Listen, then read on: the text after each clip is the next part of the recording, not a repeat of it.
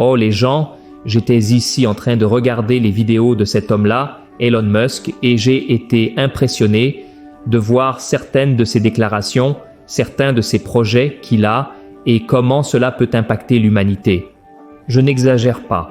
Aujourd'hui, Elon Musk est l'un des hommes les plus riches, les plus influents, les plus puissants de l'humanité et il est toujours impliqué dans la technologie, dans l'innovation et comment cela peut affecter notre vie. Peut-être que vous pensez ainsi à pasteur, mais ici sur la chaîne, vous ne parlez que de vie spirituelle, vous ne parlez que de communion avec Dieu. Qu'est-ce que cet homme a à voir avec ce que je vais apporter ici? Frère, vous allez être impressionné. Alors restez avec moi jusqu'à la fin parce que ce que je vais apporter ici va vous choquer, d'accord? Et au cas où vous ne le sauriez pas, Elon Musk est le propriétaire des entreprises Tesla qui travaillent avec des voitures autonomes. Il a été le pionnier dans ce domaine. Cela peut totalement changer la donne. Il est maintenant propriétaire de Dix, du réseau social Dix, qui était l'ancien Twitter, de SpaceX, qui explore l'espace. Et il a un projet pour emmener les gens sur Mars. Il croit que l'avenir de l'humanité va dépendre de cela, d'explorer d'autres planètes. Il est également propriétaire de Neuralink, qui implante des puces dans l'esprit des gens. Donc c'est quelque chose qui peut révolutionner. Et il est également propriétaire de DixAI, qui est une start-up qui travaille avec intelligence artificielle, en plus de nombreux autres projets, n'est-ce pas? Je me souviens avoir rencontré Elon Musk en regardant un documentaire il y a de nombreuses années. Il était un garçon et il avait développé un système de paiement en ligne appelé PayPal. Je crois que la plupart d'entre vous connaissent. Et il a été l'un des pionniers également. Donc, c'est un gars extrêmement intelligent, très entreprenant et il a vendu PayPal pour une somme absurde à l'époque et il était jeune, il était adolescent, si je ne me trompe pas, et j'ai été impressionné et à l'époque, je pensais encore, je vais encore entendre parler de ce gars parce qu'il a une idée bien au-dessus, bien en avance sur notre temps. Et c'est ce qui se passe. Actuellement, il a environ 200 milliards de dollars, ce qui représente environ 1 billion d'euros. Alors on commence à comprendre où est l'argent, pourquoi les gens sont en difficulté, parce que l'argent reste entre les mains de quelques-uns. Il est clair qu'il existe tout un système complexe de gouvernement de notre pays et tant d'autres choses, mais on voit de plus en plus que l'argent va rester entre les mains de quelques-uns de ce monde qui crée un monopole, n'est-ce pas? Et avec cela, frère, il a du pouvoir, il a la reconnaissance des gens du monde entier et il est devenu si influent que beaucoup de gens disent qu'il serait l'antéchrist ou alors qu'il préparerait le terrain pour l'antéchrist à gouverner. J'ai déjà enregistré une vidéo sur ce sujet sur ma chaîne, mais aujourd'hui, je veux parler avec vous d'une autre question. Je vais vous montrer ce que Dieu fait dans la vie d'Elon Musk et vous allez être impressionnés, d'accord? La seule chose que je vous demande, voilà, c'est de cliquer sur ce bouton ci-dessous, de vous inscrire. À côté apparaîtra une petite cloche. Activez la cloche de notification pour que vous ne manquiez aucune vidéo que je vais mettre ici. Chaque après-midi, je mets de nouvelles vidéos sur des sujets d'actualité, toujours basés sur la parole de Dieu. J'ai aussi mis des prières. La prière du matin, du soir a été une bénédiction. Amen. Alors, frère, c'est comme on le remarque, n'est-ce pas?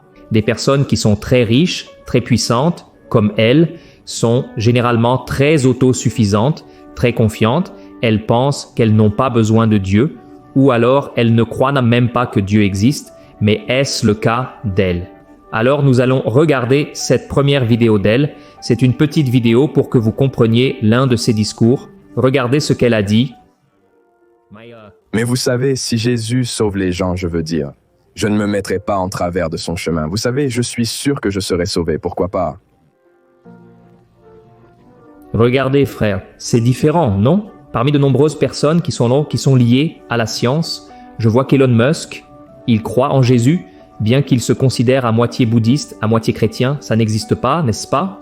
Mais c'est sa façon de comprendre ce en quoi il croit, et il a toujours cru que la science et la foi peuvent aller de pair, et que sans les enseignements du Christ, le monde occidental serait complètement perdu. Mes frères, si nous prêtons attention à la façon dont il parle de Jésus, nous allons réaliser qu'il n'a pas encore donné sa vie à Christ. Il ne s'est pas encore repenti de ses péchés et a cru en Jésus comme la seule vérité, le seul chemin pour atteindre Dieu, n'est-ce pas? Dans l'interview que je vais vous montrer maintenant, il rendra cela très clair. Alors, faites très attention à ce qu'il dit. Regardons. Nous voulons juste savoir si vous pouvez nous donner une réponse et accepter Jésus comme votre Seigneur et Sauveur. Ici, Dans l'interview. Tout d'abord, C'est une prière rapide. Vous savez, allons.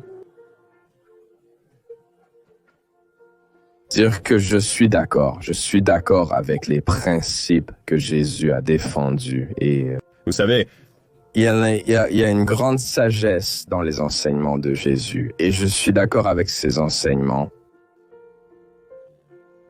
Des choses comme donner à l'autre. joue sont très importantes. Parce que c'est l'opposé de œil pour œil. Et œil pour œil rend tout le monde aveugle. Alors, le pardon, vous savez, est important. Et traiter les gens comme nous aimerions être traités, aimer son prochain comme soi-même, est très important. Alors c'est 60% à 70% que oui. Oui, comme Einstein le dirait. Je crois en Dieu de Spinoza.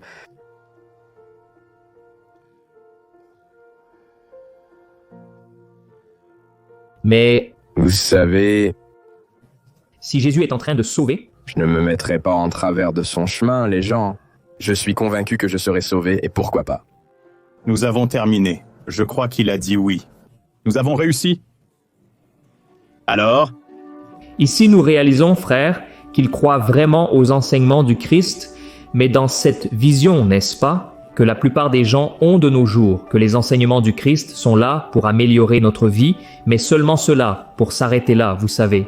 Et c'est l'erreur des gens, c'est ce que l'ennemi a planté dans l'esprit de la plupart des gens, que Jésus n'était qu'un homme bon, il était un prophète pour beaucoup, Jésus était un être éclairé, un homme captivant, un homme bon. Frères, Jésus était bien plus que cela. Jésus est le Fils de Dieu, c'est le Dieu incarné qui est venu sur cette terre. Et la Bible dit que celui qui ne croit pas que Jésus est le Dieu incarné, en fait, d'une certaine manière, cette personne est un antéchrist, parce qu'elle est contre la vérité de Jésus, n'est-ce pas? Il est clair qu'il y aura l'antéchrist qui gouvernera le monde, mais la Bible dit que de nombreux antéchrists sont apparus ici et là, et que l'esprit de l'antéchrist est en fait déjà à l'œuvre, c'est ce que dit la Bible, trompant les gens, leur montrant que Jésus n'est pas le Fils de Dieu. Vous comprenez? Alors, la question, frère, c'est que je remarque que Musk a montré une certaine agitation, vous savez, et en même temps une tristesse, vous allez le remarquer dans la prochaine vidéo que je vais mettre, une tristesse quand il parle de lui-même, c'est comme s'il y avait un vide dans son cœur qui ne peut pas être comblé par les idées, par les croyances qu'il a. Et dans ce podcast que je vais vous montrer ici maintenant, il a parlé de se sentir seul. C'est là que ça se passe, frère. C'est pourquoi j'ai décidé d'enregistrer cette vidéo ici.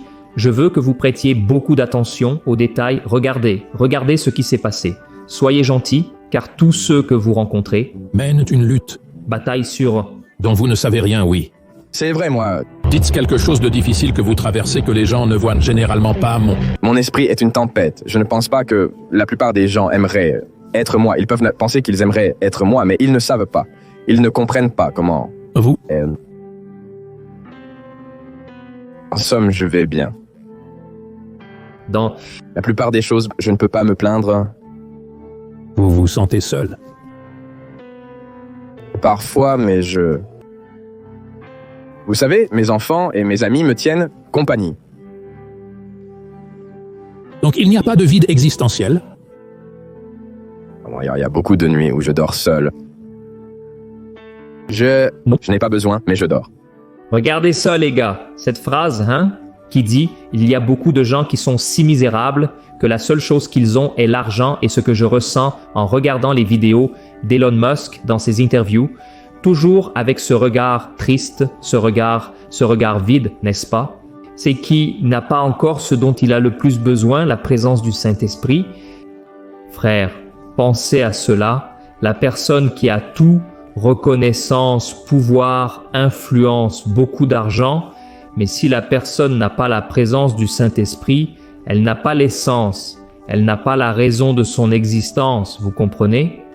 Alors, ce que je remarque, c'est que son esprit, son cœur commence à chercher, à désirer Dieu, mais son âme ne connaît pas encore la signification de cette recherche, vous savez. C'est pourquoi il se sent si perdu, mais malgré qu'il n'ait pas encore rencontré le Christ, je crois que Dieu est déjà à l'œuvre dans sa vie et à travers lui, d'ailleurs je ne vous ai pas dit, mais dans son enfance, il a vécu, il est né en Afrique, n'est-ce pas? Et dans son enfance, il a beaucoup souffert de harcèlement, les gens le frappaient, même à l'école là-bas, les enfants l'ont jeté par les escaliers et il a dû aller à l'hôpital. Mais il a dit dans cette interview qu'il ne garde pas de rancune pour ce qui s'est passé là-bas. Au contraire, il l'a utilisé comme carburant pour grandir, pour avancer et il ne garde aucun ressentiment, aucune rancune, n'est-ce pas? Alors, je crois que Dieu est déjà en train de travailler dans sa vie, mais je veux maintenant aborder l'aspect moins évident. Qu'est-ce qui se passe? Je crois que Dieu travaille en toutes choses, et l'une de ces choses, n'est-ce pas? Ce que j'ai vu, c'est à propos du retour de Jésus, l'accomplissement des prophéties, n'est-ce pas? Il y a une prophétie dans le livre de Daniel, chapitre 4, qui dit que la connaissance augmenterait considérablement sur terre à la fin des temps, n'est-ce pas? Juste avant l'arrivée de l'Antéchrist. Et je vois qu'Elon Musk, elle a été une pièce du puzzle, tu comprends? Il a été un homme qui a beaucoup contribué à cette avancée. Et un autre point très important qui peut également être lié aux prophéties de la fin des temps, cette entreprise d'Elon Musk, Neuralink, qui a récemment publié une vidéo du premier homme qui a eu une puce implantée dans son cerveau et maintenant il peut déjà bouger des choses, jouer à des jeux, bouger la souris juste avec son esprit. Frère, c'est quelque chose d'extraordinaire, jamais imaginé par des personnes qui vivaient ici il y a 100 ans, 80 ans, même nos parents, nos grands-parents, ils n'auraient jamais eu l'idée que cela irait si loin. Et nous ne sommes qu'au début de la technologie liée à l'intelligence artificielle. Ils disent maintenant que la découverte de l'intelligence artificielle est comparable à la découverte du feu pour les hommes de l'Antiquité. La découverte du feu a eu un impact énorme sur l'humanité et l'IA aussi. Malheureusement, certains l'utiliseront à des fins malveillantes, même si de bonnes choses se produiront également. Et alors, les personnes handicapées, les personnes qui ont subi des accidents auront désormais la chance de récupérer ces parties, n'est-ce pas? Compromises, elles ont la chance on pourrait être effrayé, n'est-ce pas, avec ce qui va se passer, mais les personnes qui n'ont jamais marché pourront commencer à marcher, les personnes qui n'ont jamais vu pourront voir. C'est effrayant pour nous, en même temps quelque chose de merveilleux. Imaginez que vous ayez un parent ou que vous ayez vous-même un handicap et que vous puissiez résoudre cela. Ils disent déjà que nous pourrons par exemple remplacer des organes qui étaient affaiblis, tout comme vous changez une pièce d'un ordinateur. Frère, il y a beaucoup de choses à venir et certaines personnes disent que cette puce serait la marque de la bête mentionnée dans l'Apocalypse chapitre 13, mais nous ne pouvons pas affirmer que c'est vrai et je ne peux pas croire que cette puce d'Elon Musk qu'il va commencer à implémenter dans la vie de beaucoup de gens soit aussi la marque de la bête ou quelque chose du genre, n'est-ce pas? Mes frères, nous savons que l'Antéchrist va simplement profiter de toute cette technologie. Par exemple, le nombre de caméras de surveillance a augmenté de manière absurde. Où que vous alliez, vous êtes filmé, que ce soit par téléphone portable ou par ces caméras. Y compris, nous voyons qu'en Chine, chaque maître a une caméra qui vous surveille. Alors nous savons que l'ennemi va profiter de tout cela. Mais ce que je veux dire, c'est que Dieu peut travailler dans la vie de personnes comme elle. Et je remarque que plus une personne est riche, plus il lui est difficile de connaître la vérité parce que l'argent étouffe la foi, n'est-ce pas? Il enlève souvent la foi de la personne, surtout si cette personne a le désir de devenir riche. L'apôtre Paul a dit « Faites attention si vous voulez devenir riche, car beaucoup se sont égarés de la foi et ont attiré beaucoup de souffrances sur eux-mêmes. » Alors, frères, ce n'est pas un péché d'avoir de l'argent. Ce n'est pas un péché d'avoir beaucoup d'argent. Au contraire, la Bible parle d'hommes riches et elle donne des conseils à eux. Soyez riches en bonnes œuvres. Alors, si vous avez le désir de devenir riche, faites très attention et mettez toujours la générosité en premier. D'accord? Parce que c'est cela qui va vous aider.